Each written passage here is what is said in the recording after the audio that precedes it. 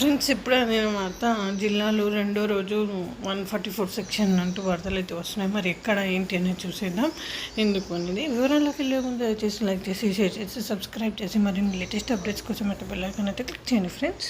హింసాత్మక ఘటనలో నేపథ్యంలో పల్నాడు జిల్లాలో రెండో రోజు 144 సెక్షన్ అమలు చేసే ఆంక్షలు కొనసాగుతున్నాయి. దీంతో మాచర్ల, గురజాల, నరసరావుపేట, సత్తెనపల్లి నియోజకవర్గాల్లో భారీగా పోలీసు బందోబస్తు ఏర్పాటు చేశారు. ప్రధాన కూడళ్లు, సమస్యాత్మక గ్రామాల్లో పోలీస్ పికెట్లు ఏర్పాటు చేశారు. ఈ 4 నియోజకవర్గాల్లో షాపులను మూసివేయించారు.